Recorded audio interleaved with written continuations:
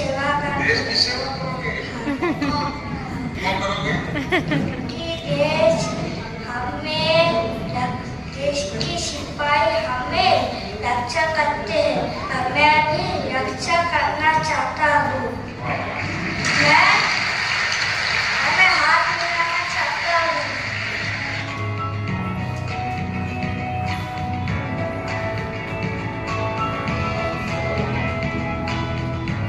मेरा सपना था आपसे मिलने का। अच्छा, कब सपना आया?